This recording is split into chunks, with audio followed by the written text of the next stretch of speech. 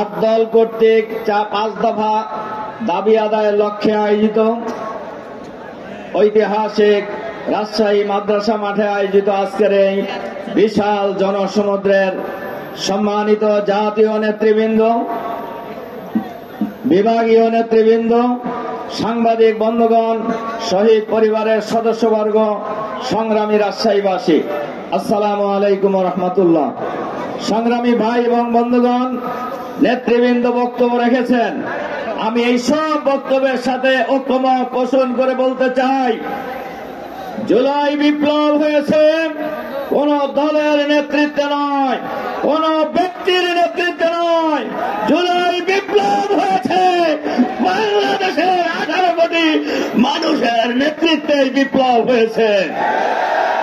সুতরাং এই বিপ্লবের পরে যে সরকার গঠিত হয়েছে এটা কোনো দলীয় সরকার নয়, এই সরকার নিরপেক্ষ সরকার।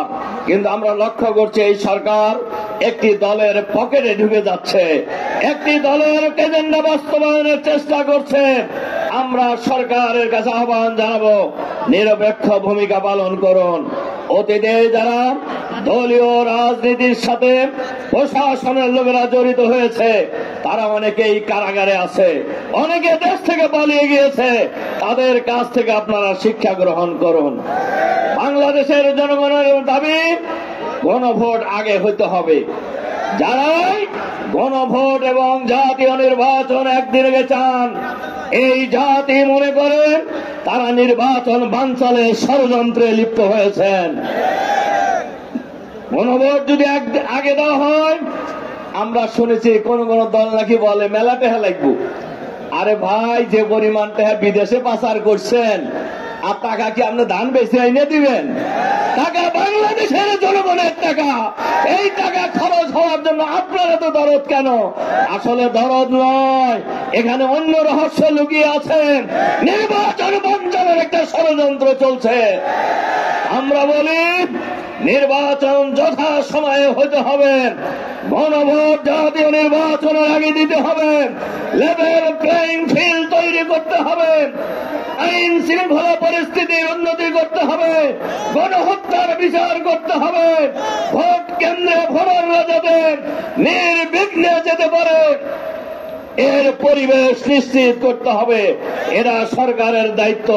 কেউ কেউ ভাবছেন আওয়ামী স্টাইলে নির্বাচন করবেন, কিন্তু জেনে রাখুন এই স্বপ্ন ভুলে যান। বাংলাদেশের মানুষ আওয়ামী স্টাইলের কোন নির্বাচন বাংলাদেশের মাটিতে আর হতে দেবে না ইনশাআল্লাহ। এই দেশ কারুর বাবার দেশ নয়, এই দেশ কোন পরিবারের দেশ নয়, এই দেশ বাংলাদেশের 18 কোটি মানুষের দেশ। এই দেশ আগামী দিনে কিভাবে পরিচালিত হবে এরা নির্ধারণ করবে বাংলাদেশের জনগণ ইনশাআল্লাহ। কাজেই আমাদের নেতৃবৃন্দ বলেছেন আগামী নির্বাচনে, আগামী গণভোটের হার পক্ষে রায় দিন। আর আগামী জাতীয় সংসদ নির্বাচনে 8 দলের আমরা অনেকটাই ঐক্যমতে বসেছি, এক জায়গায় একজন করে প্রার্থী থাকবে। 8 দলের প্রার্থীরা যেখানেই থাকবে তাদের প্রতীকে আমরা ঐক্যবদ্ধভাবে ভোট দেবো ইনশাআল্লাহ। আগামী নির্বাচনের বাংলাদেশ হবে ইসলামের বাংলাদেশ, চাঁদাবাজ মুক্ত বাংলাদেশ, দুর্নীতি মুক্ত বাংলাদেশ, দখলবাজ মুক্ত বাংলাদেশ, আধুনিক বাংলাদেশ, মানবিক বাংলাদেশ, ইসলামের কল্যাণের বাংলাদেশ হবে ইনশাআল্লাহ। সেই প্রত্যয় ব্যক্ত করুন সংগ্রামী রাজশাহীবাসীকে আবারও সালাম জানিয়ে আমার বক্তব্য এখানে শেষ করছি। আল্লাহ হাফেজ। বাংলাদেশ জিন্দাবাদ, আট দল জিন্দাবাদ। আসসালামু আলাইকুম ওয়া রাহমাতুল্লাহ।